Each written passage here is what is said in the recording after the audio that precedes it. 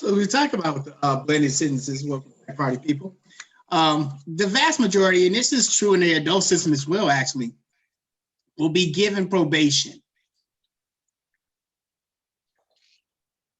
Just over 51%.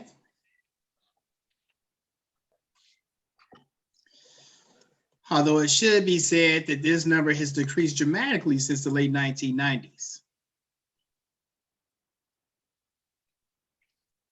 And here again, the focus, one of the things I want you always to be thinking about are the different career opportunities that may be afforded to you once you get your degree. And being a probation officer certainly could be one.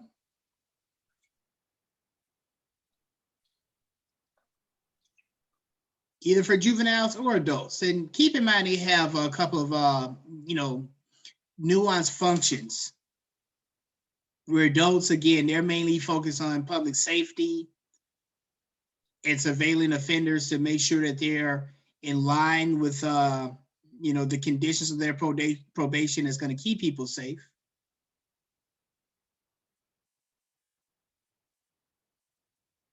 Whereas for juveniles, there's a greater focus on treatment, keeping the families involved in the process, and other specialized services, whether it be mental health, education, job programs. There's again a core belief that this is a young person that can still be saved and salvaged and put on a straight and narrow.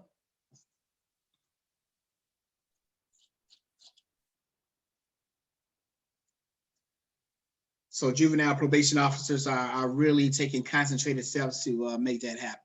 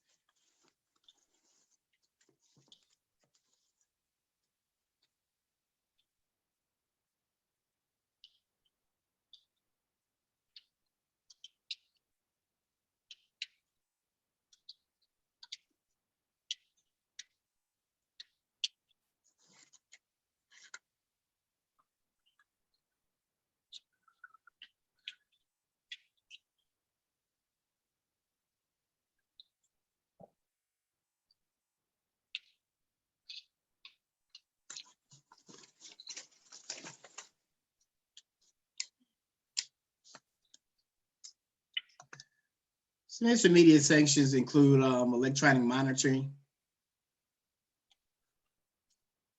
placing the young people on house arrest. And again, where they will remain in their homes, receive counseling, education, employment, diagnostic and casework services. Again, I know that, excuse me, I know that oftentimes these kind of things are not, highly popular amongst Americans who, oftentimes support the views that are repeated in these classes sometimes, where we want to make life as difficult and make these people suffer as much as humanly possible. So we don't want to invest in their counseling, their education, just make them suffer, and somehow that'll bring crime down. The data has not suggested that that's the case, so fortunately, many states still provide these services, although it's still not easy to get funding for them.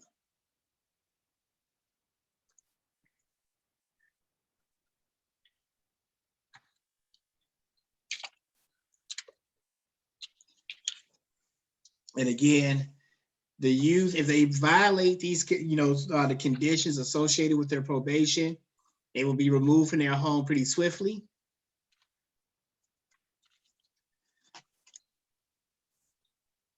But it's a pretty good deal. And as of the recent data, most end up not violating. There's a much lower recidivism rate for these young people than are young people who are institutionalized.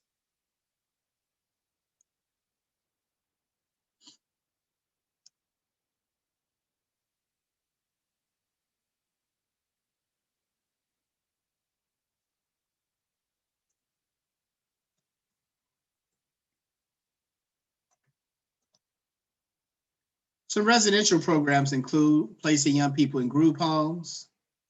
There are also family group homes where, again, you can be there with your loved ones. There may be wilderness programs where, exactly like it sounds, you kind of go send a group of young people out into the woods somewhere, and they have to kind of fend for themselves and survive and be one with nature. And the whole period is like to give them discipline. What discipline speaks to is forcing yourself to do things for your self-improvement, forcing yourself to do things for your self-improvement in a routine way that are usually not fun things that you actually want to do. So people may, like, for athletes, they love competing and playing in the games. But to do that effectively, they have to routinely, work out and make sure that they get some running in, get their cardio in and stuff like that, do weightlifting. Oftentimes at very inconvenient hours. All of that stuff is not a lot of fun. So you have to discipline yourself to do the unfun things. Again, much like we do with students. Getting good grades, getting scholarships, getting admitted into good graduate programs, getting good career opportunities. That can be a lot of fun and very beneficial. But to make those things happen, you have to discipline yourself to study at times where it may not be the most fun and doing things that are not terribly exciting. Oftentimes the difference between being quote unquote successful, materially successful in America and not being, it's just a simple act of discipline. Ideally, we get disciplined when we're young, like our parents give us, help instill discipline in us. There are some young people that may have been really responsible when they were young and did the right things and did what they were told. I was not one of those young people. It took me a while to get my discipline. Some areas I'm still growing. But we do believe that through socialization, we can instill these kind of values in people. And these residential programs are some attempts to do that for juvenile delinquents. Like with all aspects of the criminal justice system, unfortunately, we cannot fully comprehend the goings on in this system without looking at race. The same is true of our juvenile justice system. And we'll look at this here. Again, oftentimes the notion, even by many Black people who have limited critical thinking skills, quite frankly, will look at numbers like this and it suggests that, that this is because, Black juveniles commit so much more crime than white juveniles. Are you kidding me? Like, anybody who believes that has not spent a lot of time around other races.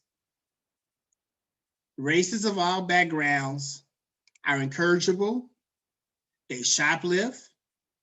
They engage in underage drinking. Hell, like most of prescription drugs use and stuff like that, that ain't young Black kids doing that. But we don't institutionalize everybody equally. So like I said, even though it be white, and keep in mind what we talked about.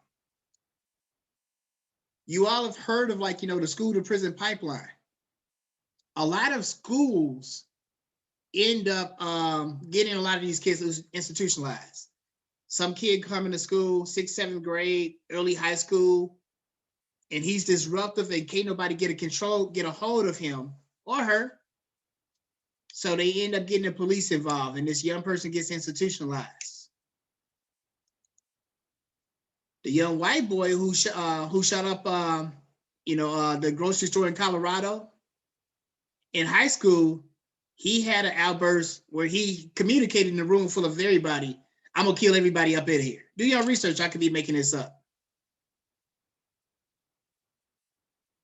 Individuals like that, though, they don't get integrated into the system.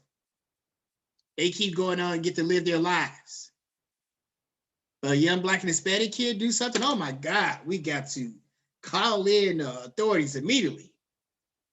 And again, I am not suggesting that, if you get into a whole bunch of fights and stuff at school, if you keep getting arrested for drug crimes every other week, yeah, you're going to get institutionalized. But if you believe that these crimes are committed disproportionately by Black and Hispanic people, I would really encourage you to widen your lens about how America really works. We look here again that when we talked about before, in the 1980s, the prison population increased in America through the war on drugs. This is not locking up. Again, do your own research. I could be making this up. And I say this sincerely. You all should be much more advanced criminal justice experts than I am. My background is in sociology. So you should begin the process of doing your own research and learn as much about this industry that you're going to go into as possible. Because there's been a lot, whether we like it or not, there has been a lot of racism in this system. And if you're ignorant of these processes, you're likely to be the type of coon that will go and reproduce some of these racial atrocities. That would be truly heartbreaking. But we see how the war on drugs increased the prison population of Black and brown people dramatically. Again, if you think, so keep in mind, right? Black people make up 13% of the population in the whole country. Hispanic people about 15%. The drug game is a $1 billion industry business. You believe that industry is sustained by poor Black and brown people? That makes logical sense. Don't look at none of the data. Take a step back and just think about that. This business is being sustained by Black and brown people. I know a lot of Black people that smoke weed. A few that might do lean, something like that. Most of the people I know that do cocaine and heroin are white. And that's where the big money is at.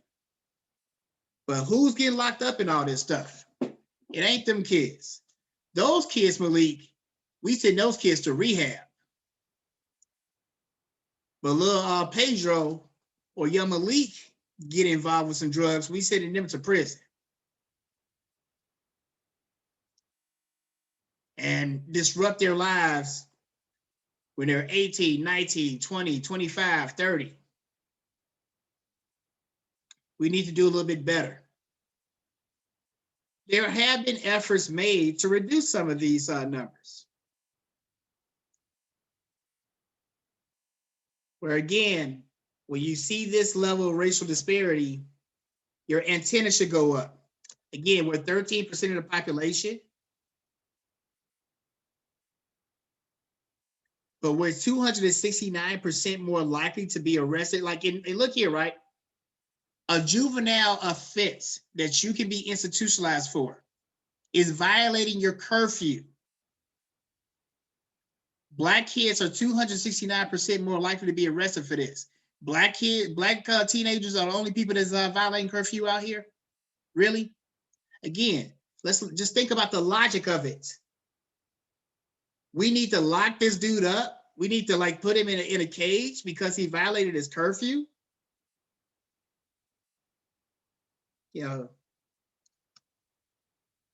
So let's think carefully about these things. And to be clear, I don't think that the white kids, if a white kid is, comes in contact with the police for violating this curfew, I don't think that's a good reason to keep them institutionalized either.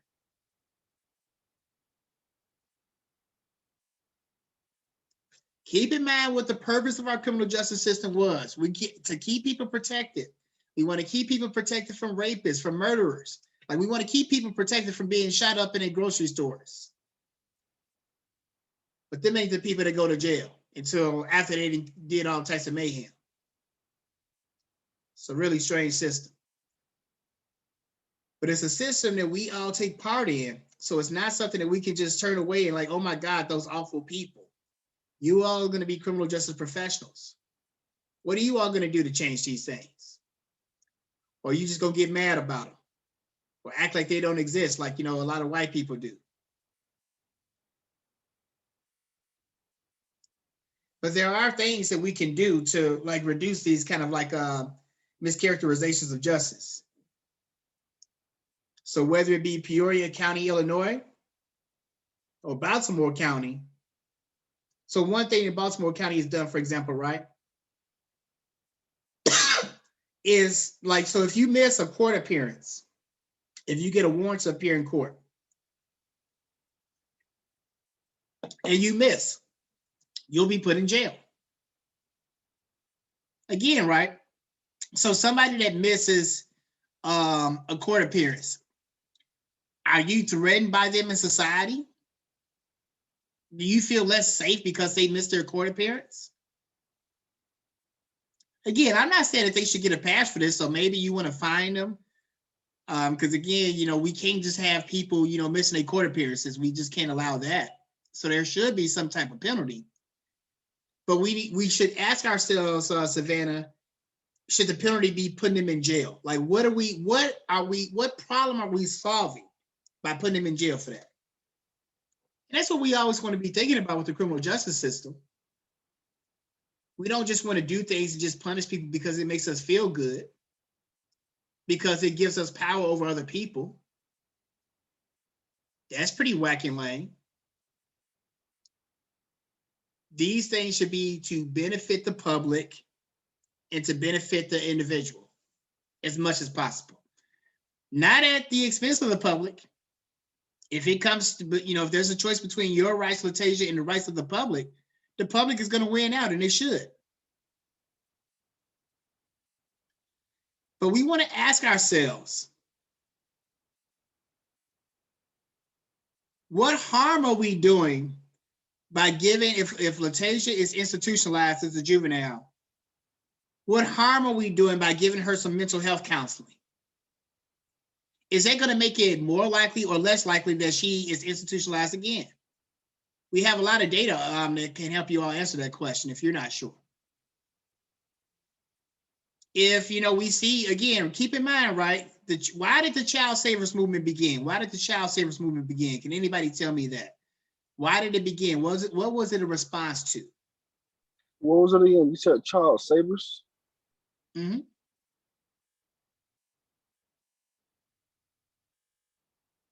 What was the child savers movement a response to?